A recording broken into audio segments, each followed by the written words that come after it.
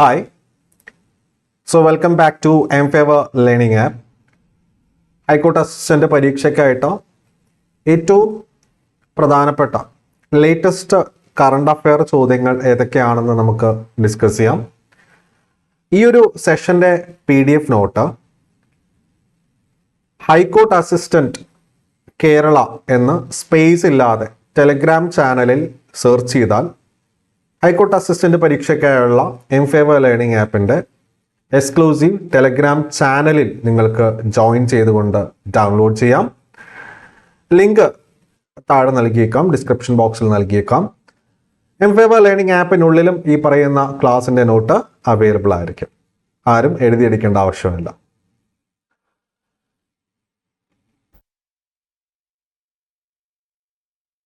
നമ്മുടെ പുതിയ ബാച്ചാണ് objective, descriptive, interview. ഇത് മൂന്നും ഈ പറയുന്ന ബാച്ചിൽ കവർ ചെയ്യുന്നുണ്ട്. Complete syllabus coverage, descriptive paper correction ഉൾപ്പെടെ. ആദ്യത്തെ ചോദ്യം നോക്കിയേ.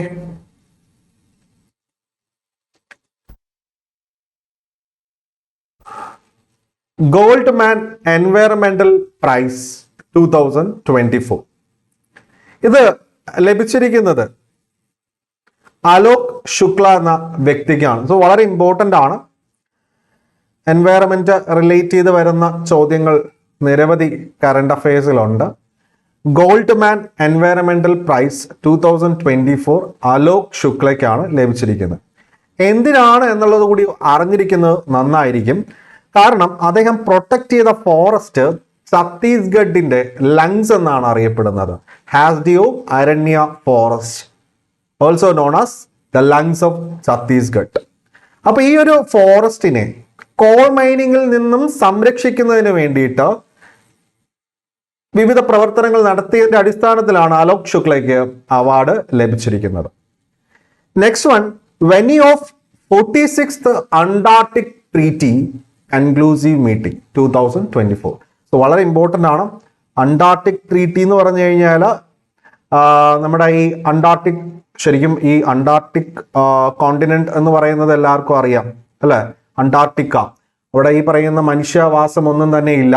എന്നാൽ ഈ പറയുന്ന കോണ്ടിനെന്റിൽ എന്താ പറയാ, യാതൊരുവിധ മിലിറ്ററി പർപ്പസിനും നിൽക്കാതെ വെറും സയന്റിഫിക് റിസർച്ചിന് വേണ്ടിയിട്ട് ഇതിനെ പൂർണ്ണമായും ഉപയോഗിക്കുന്നതിന് വേണ്ടിയിട്ട് ഒരു ട്രീറ്റി 1959 സൈൻ ചെയ്യപ്പെട്ടിട്ടുണ്ട്. അത് അമേരിക്കയുടെ ഒരു നിർബന്ധത്തിന്റെ അടിസ്ഥാനത്തിലാണ് ഈ ട്രീറ്റി ഫോം ചെയ്തത്. സോ ആ ട്രീറ്റിയുടെ ഭാഗമായിട്ടുള്ള 46th എഡിഷൻ കൺക്ലൂസീവ് മീറ്റിംഗ് 2024 നടന്നിരിക്കുന്നത് ഇന്ന് ഇന്ത്യയിലാണ്. ഇന്ത്യയിൽ എവിടെ? കേരളത്തിൽ കൊച്ചിയിൽ വെച്ചിട്ടാണ് ഇത് നടന്നിരിക്കുന്നത്. സോ അന്റാർട്ടിക് ട്രീറ്റി സൈൻ ചെയ്തിരിക്കുന്നത് നോക്കണം. 1959 അന്റാർട്ടിക്ക എന്ന് പറയുന്ന കോണ്ടിനെന്റിനെ യാതൊരുവിധ മിലിറ്ററി പർപ്പസിനും യൂസ് ചെയ്യരുത് അല്ലെ. ശരിക്കും ഇതൊരു ആംസ് കൺട്രോൾ ട്രീറ്റി ആണ്.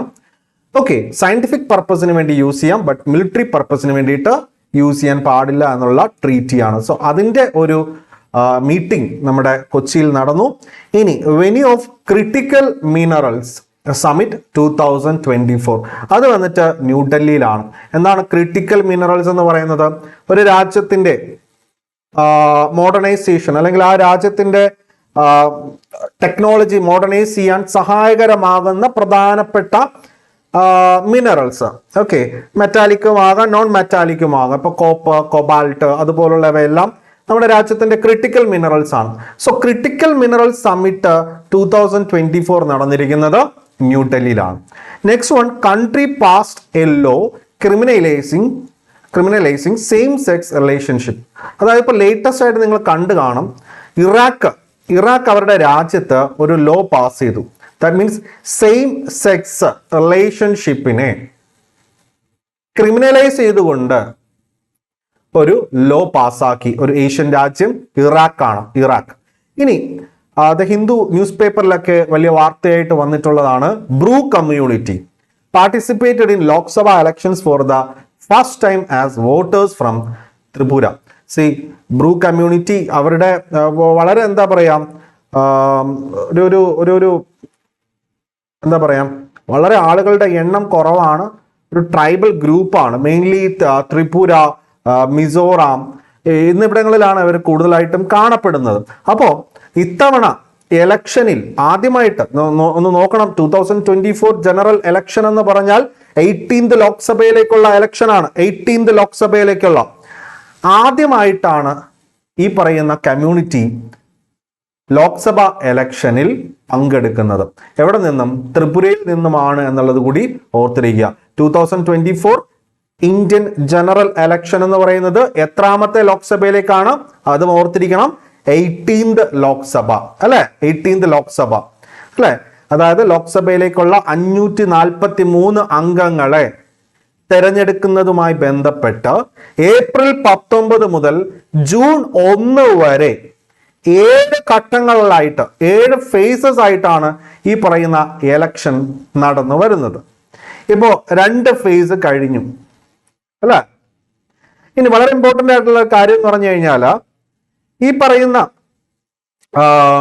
റിസൾട്ട് ഡിക്ലെയർ ചെയ്യുന്നത് ജൂൺ 4-നാണ്. ഓക്കെ, ഇപ്പൊ 2 ഫേസ് കഴിഞ്ഞു, ഇനിയും ഫേസുകൾ ഇങ്ങനെ കഴിഞ്ഞുകൊണ്ടേയിരിക്കും. മൊത്തം 7 ഫേസസ്. ഓക്കെ അല്ലേ? ഇനി മറ്റൊരു പ്രധാനപ്പെട്ട ഒരു കാര്യം കൂടെ ഉണ്ട് കേട്ടോ.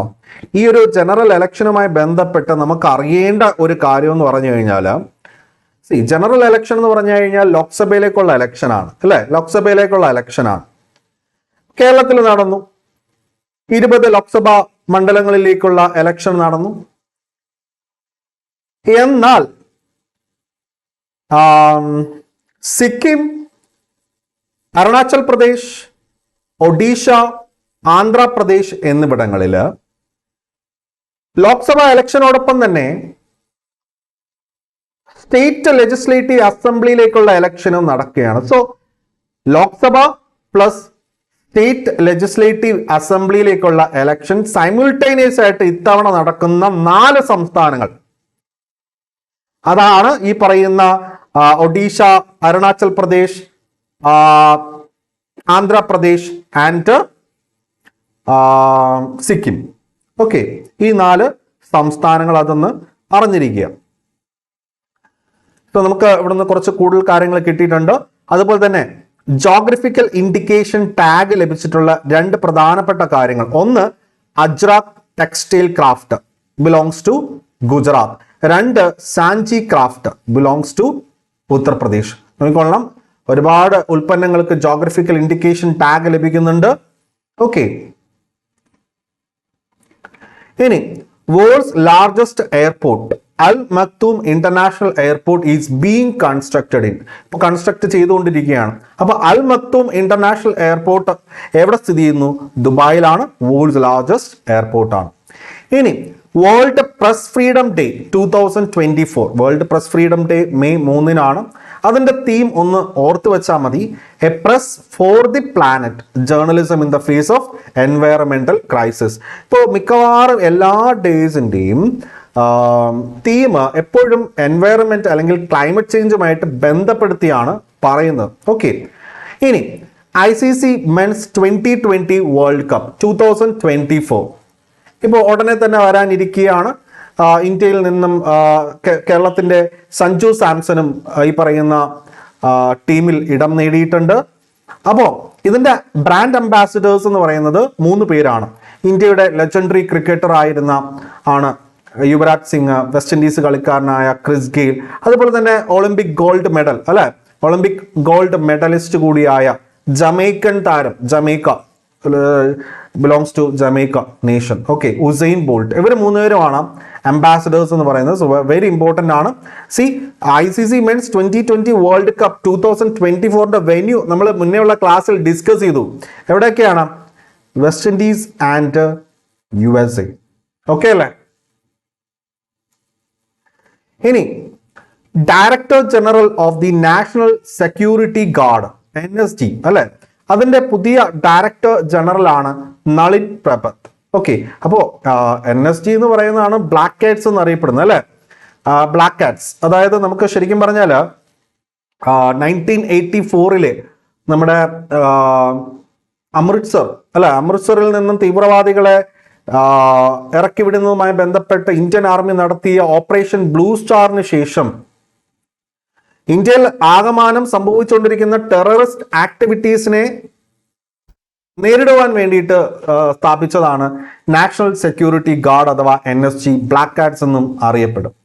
ഓക്കെ, അപ്പോൾ ഇത് ശരിക്കും പറഞ്ഞാൽ 1984 ഫോം ചെയ്തതെങ്കിലും പാർലമെന്റ് ഇതിന് അംഗീകാരം നൽകുന്നത് NSG ആക്ട് 1986 പാസ്സാക്കിക്കൊണ്ടാണ്. ഓക്കെ, 1984 ഫോം ചെയ്തുവെങ്കിലും പാർലമെന്റ് ഇതിനെ ഔദ്യോഗികമായി അംഗീകരിക്കുന്നത് NSG ആക്ട് 1986 പാസ്സാക്കിക്കൊണ്ടാണ് എന്നുള്ള കാര്യം കൂടി ഓർത്തിരിക്കുക. So Nalin Prabhat, director general.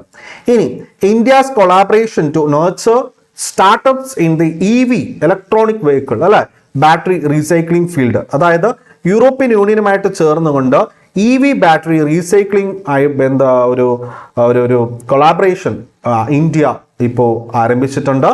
അതുപോലെ തന്നെ Hindustan Aeronautics Limited HAL delivered രണ്ട് ഡോർണിയോ 228 പ്ലെയിൻസ് എങ്ങോട്ട് കൊടുത്തു? ഗയാന. സോ ഇന്ത്യ ഗയാനുമായിട്ടൊരു സ്ട്രാറ്റജിക് റിലേഷൻ ബിൽഡപ്പ് ചെയ്യുന്നതിന്റെ ഭാഗമായിട്ടാണ് ഈ പറയുന്ന HAL ഈ പറയുന്ന രണ്ട് എയർക്രാഫ്റ്റുകൾ എന്താ എയർക്രാഫ്റ്റിന്റെ പേര്? ഡോർണിയോ 228.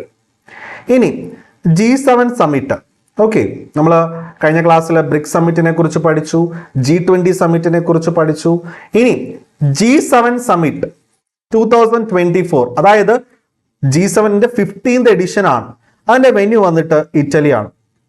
സോ വളരെ ഇമ്പോർട്ടൻ്റ് ആണ്. G20യും G7ഉം അങ്ങോട്ടും ഇങ്ങോട്ടും മാറരുത്. 2025 അത് കാനഡയിലാണ് നടക്കാനിരിക്കുന്നത്. പ്രധാനമായിട്ടും 7 രാജ്യങ്ങൾ, 8 പണ്ട് G8 എന്നാണ് അറിയപ്പെട്ടിരുന്നത്, പക്ഷേ റഷ്യയെ പുറത്താക്കി. ഓക്കെ, അതായത് റഷ്യയെ മാറ്റി നിർത്തി. അതായത് നമ്മുടെ പ്രധാനമായിട്ടും യുണൈറ്റഡ് സ്റ്റേറ്റ്സും കാനഡയും, നോർത്ത് അമേരിക്കൻ രാജ്യങ്ങളായ യുണൈറ്റഡ് സ്റ്റേറ്റ്സും കാനഡയും. ഒരേ ഏഷ്യൻ രാജ്യമാണ് G7-ലുള്ളത്. ഏതാണ്? ജപ്പാനാണ്. ബാക്കി 4 പേരും യൂറോപ്യൻ രാജ്യങ്ങളാണ്. വേൾഡ് വാർ 1ലും 2ലും എല്ലാം കട്ടക്ക് നിന്ന രാജ്യങ്ങളാണ്. France, Germany, Italy and United kingdom. Okay, so ഈ പറയുന്ന 7 രാജ്യങ്ങൾ ഉൾപ്പെടുന്ന G7 സമ്മിറ്റിന്റെ 50ാമത്തെ എഡിഷൻ 2024 നടന്നു. സോ ഇറ്റലി 2024 നടക്കാൻ പോവുകയാണ് കേട്ടോ, ഇറ്റലി. ഓക്കെ, 2025 കാനഡ, 2023 ജപ്പാനിലെ ഹിരോഷിമയിലായിരുന്നു. ഓക്കെ, ഓർത്തിരിക്കുക. ഇനി വേൾഡ്സ് ഡീപ്പസ്റ്റ് ബ്ലൂ ഹോൾ, പേര് ടാംജ, വാസ് ഡിസ്കവേർഡ് ഇൻ മെക്സിക്കോ. എന്താണ് ബ്ലൂ ഹോൾ എന്ന് പറയുന്നത്? ഒരു മെറൈൻ സിങ്ക് ഹോൾ ആണ് അല്ലെ, ഒരു മെറൈൻ സിങ്ക് ഹോൾ ആണ് ബ്ലൂ ഹോൾ എന്ന് പറയുന്നത്. അപ്പോൾ അത് നല്ല എന്താ പറയാ, നല്ലൊരു കുഴിയാണ്. ഒരു മെറൈൻ ഏരിയയിൽ കാണുന്ന നല്ലൊരു കുഴിയാണ്, ഗർത്തം എന്ന് പറയാം. അതായത് വേൾഡ്സ് ഡീപ്പസ്റ്റ് ബ്ലൂ ഹോൾ ഏത് എന്ന് ചോദിച്ചാൽ ഇപ്പൊ പുതുതായിട്ട് കണ്ടുപിടിക്കപ്പെട്ടു, ടാംജ ഇൻ മെക്സിക്കോ. ഓർത്തിരിക്കുക, അത്രമാത്രം ഓർത്താൽ മതി. ഇനി author of the book the winner's mind set, Australian cricket താരമായിരുന്ന ഷെയ്ൻ വാട്സൺ, ഇപ്പോൾ കമന്ററി ഒക്കെ പറയുന്നുണ്ട്. അദ്ദേഹത്തിന്റെ പുസ്തകമാണ് ദ വിന്നേഴ്സ് മൈൻഡ് സെറ്റ്. ഇനി മറ്റൊരു പുസ്തകമുണ്ട്, ഹെവൻലി ഐലൻഡ്സ് ഓഫ് ഗോവ അല്ലെ, ഗോവയുടെ ഗവർണർ കൂടിയായ മലയാളി കൂടിയായ PS ശ്രീധരൻ പിള്ളയാണ് ഈ പറയുന്ന ബുക്ക് എഴുതിയിരിക്കുന്നത്, ഹെവൻലി ഐലൻഡ്സ് ഓഫ് ഗോവ. ഇനി ശ്രദ്ധിക്കണം, സുബ്രഹ്മണ്യ ധാരേശ്വർ, ഏറ്റവും ലേറ്റസ്റ്റ് ആയിട്ടുള്ള റീസെന്റ് ആയിട്ടുള്ള ഒരു കാര്യമാണ്, അദ്ദേഹം അന്തരിച്ചു പോയി. So this person is related to which fleet എന്നുള്ളതാണ് ഇമ്പോർട്ടൻറ്റ്. അത് യക്ഷഗാന ഒരു ഫോക്ക് സംഗതിയാണെന്ന് അറിയാലോ നിങ്ങൾക്ക്, ഫോക്ക് മ്യൂസിക് അല്ലെങ്കിൽ ഡാൻസ് ഒക്കെ ആണെന്ന് അറിയാമല്ലോ. സോ അത് ഓർത്തിരിക്കാം. ഇനി venue of world energy Congress 2024. So 2024 world energy Congress നടന്നിരിക്കുന്നത് യൂറോപ്യൻ രാജ്യമായ നെതർലാൻഡ്സ്. ഇനി father of Indian psycho analysis, Sudheer Kakkar. ഇത് വളരെ ഇമ്പോർട്ടൻ്റ് ആണ്. സുധീർ കക്കർ ഇഷ്ടംപോലെ പുസ്തകങ്ങളൊക്കെ എഴുതുന്ന വ്യക്തിയാണ്. സൈക്കോളജിയുമായിട്ട് ബന്ധപ്പെട്ട നിരവധി പ്രബന്ധങ്ങളും മറ്റുമൊക്കെ എഴുതിയിട്ടുള്ള വ്യക്തിയാണ്. സോ ഇന്ത്യൻ സൈക്കോ അനാലിസിസിന്റെ ഫാദർ എന്നറിയപ്പെടുന്ന സുധീർ കക്കർ ഇപ്പോൾ മരിച്ചുപോയി. സോ അതുകൊണ്ട് നമുക്ക് ആ ഒരു പേര് വളരെ ഇമ്പോർട്ടൻ്റ് ആണ്. ഇനി ഇന്ത്യസ് ലാർജസ്റ്റ് ക്ലൈമറ്റ് ക്ലോക്ക്, ഇന്ത്യയിലെ ഏറ്റവും വലിയ ക്ലൈമറ്റ് ക്ലോക്ക് എവിടെ ലോഞ്ച് ചെയ്തു എന്നുള്ളതാണ് ചോദ്യം. ഉത്തരം ന്യൂഡൽഹിയാണ്. ഇനി ലോറിയസ് സ്പോർട്സ് അവാർഡ് വളരെ ഇമ്പോർട്ടൻ്റ് ആണ്. ഇന്റർനാഷണലി അക്ലെയിംഡ് ആയിട്ടുള്ള ഏറ്റവും ബൃഹത്തായ ഒരു സ്പോർട്സ് അവാർഡാണ് ലോറിയസ് സ്പോർട്സ് അവാർഡ്. 2024 അത് ഡിക്ലെയർ ചെയ്തപ്പോൾ sports man of the year award ലഭിച്ചിരിക്കുന്നത് സെർബിയയുടെ ടെന്നീസ് താരമായ നൊവാക് ജോക്കോവിച്ച് ആണ്. സോ വളരെ ഇമ്പോർട്ടൻ്റ് ആണ്. നൊവാക് ജോക്കോവിച്ച് ഏത് രാജ്യക്കാരനാണ്? സെർബിയ, ടെന്നീസ് പ്ലെയർ ആണ്. So world sports man of the year Novak ജോക്കോവിച്ച് ആണെങ്കിൽ world sports woman of the year award ലഭിച്ചിരിക്കുന്നത് സ്പെയിനിന്റെ സ്പെയിനിന്റെ വനിതാ ഫുട്ബോൾ ടീം താരമായ ഐറ്റാന ബോൻമതി. ഇനി ഇതേ പുരസ്കാര വേളയിൽ world team of the year നേടിയിരിക്കുന്നത് സ്പെയിൻ വിമൻസ് ഫുട്ബോൾ ടീം തന്നെയാണ്. സോ അതില് ഐറ്റാന ബോൻമതിക്ക് എന്ത് കിട്ടി? World sports woman of the year 2024 ലഭിച്ചു. ഇനി അടുത്തൊരു ചോദ്യം നോക്കിയേ. വെന്യൂ ഓഫ് ഇന്റർനാഷണൽ കോൺഫറൻസ് എന്തിനുമായിട്ട് ബന്ധപ്പെട്ട? Disaster resilient infrastructure. അത് 2024 നടന്നിരിക്കുന്നത് ന്യൂഡൽഹിയിൽ വെച്ച്. ഇനി re elected president of Russia, വീണ്ടും അടുത്തൊരു 6 വർഷത്തേക്ക് റഷ്യയുടെ പ്രസിഡന്റായിട്ട് വീണ്ടും റീ ഇലക്ട് ചെയ്യപ്പെട്ടിരിക്കുന്നു Vladimir Putin. Next one, director general of national investigation agency. Mumbai terror അറ്റാക്കിന് ശേഷമാണ് NIA പ്രാധാന്യം വന്നത്. സോ അതിന്റെ ഡയറക്ടർ ജനറൽ, നമ്മൾ നേരത്തെ NSG director general Nalin Prabhat എന്ന് പഠിച്ചതുപോലെ NIA director general Sadanand Vasant Date. ഇനി ഓതർ ഓഫ് ദ ബുക്ക്, അതായത് life my story through history എന്ന പുസ്തകത്തിന്റെ രചയിതാവ് എന്ന് പറയുന്നത് പോപ്പ് ഫ്രാൻസിസ്. ഇനി മഹാരാഷ്ട്ര ഗവൺമെന്റ് ഒരു സർക്കുലർ ഇറക്കിയിട്ടുണ്ട്. എന്താന്ന് നോക്കാം. Mother's first name mandatory in all government documents. അതായത് എനിക്ക് തോന്നുന്നു പത്രത്തിലുണ്ടായിരുന്നു 2014 മെയ് മാസത്തിന് ശേഷം ജനിച്ചിട്ടുള്ള ഏതൊരു വ്യക്തിയുടെയും ഏതൊരു ആപ്ലിക്കേഷനിലും ഫസ്റ്റ് നെയിം മദർ നെയിം കാണിക്കണം, അതിനുശേഷം ഫാദർ നെയിം, അതിനുശേഷം സർനെയിം എന്നുള്ള രീതിയിൽ ആദ്യമായിട്ടാണ് ഇന്ത്യയിൽ ഒരു സംസ്ഥാനം ഇത്തരത്തിൽ, അതായത് മദേഴ്സ് ഫസ്റ്റ് നെയിം മാൻഡേറ്ററി ആക്കുന്നത്. ഇനി നെക്സ്റ്റ് ഒരു ചോദ്യം നോക്കിയേ.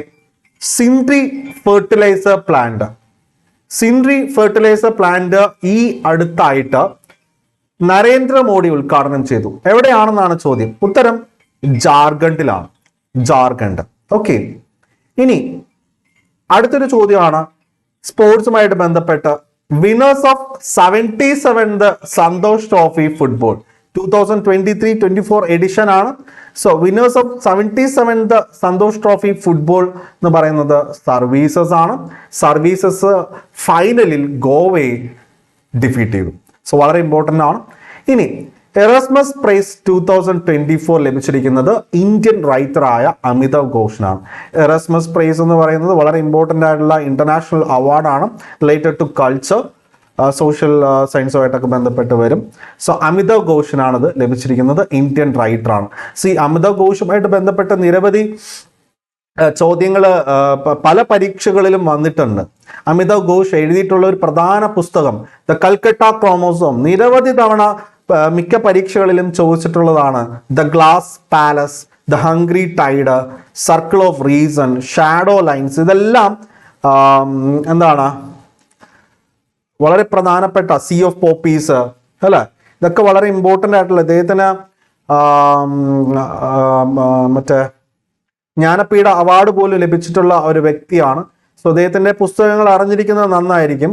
ഇനി venue of world athletic championship 2024 world athletic ചാമ്പ്യൻഷിപ്പിന്റെ വെന്യൂ എന്ന് പറയുന്നത് ചൈനയിലെ ബീജിംഗ് ആണ്. സോ ഇത്രയും കാര്യങ്ങളാണ് നമുക്ക് ഈ ഒരു സെഷനിൽ ഡിസ്കസ് ചെയ്യാനുണ്ടായിരുന്നത്. ഹൈക്കോർട്ട് അസിസ്റ്റന്റ് നമ്മുടെ ന്യൂ ബാച്ചിൽ ഇത്തരത്തിൽ ഒബ്ജക്റ്റീവ്, ഡിസ്ക്രിപ്റ്റീവ്, ഇന്റർവ്യൂ ഈ 3 ഏരിയയും നിങ്ങൾക്ക് ഇവിടെ കവർ ചെയ്ത് കിട്ടും. ഓക്കെ. സോ ലേറ്റസ്റ്റ് കാര്യങ്ങൾ ഏറ്റവും മികച്ച രീതിയിൽ അറിയേണ്ട കാര്യങ്ങൾ, ആവശ്യമുള്ള കാര്യങ്ങളിലേക്ക് മാത്രം ഫോക്കസ് ചെയ്ത് നമുക്ക് പഠിച്ചു കഴിഞ്ഞാൽ വളരെ വേഗം തന്നെ സിലബസ് കംപ്ലീറ്റ് ചെയ്ത് റിവിഷനിലേക്ക് കടന്ന് ഒരു റാങ്ക് ഉറപ്പിക്കാൻ പറ്റും. Okay, so thank you very much. C you soon.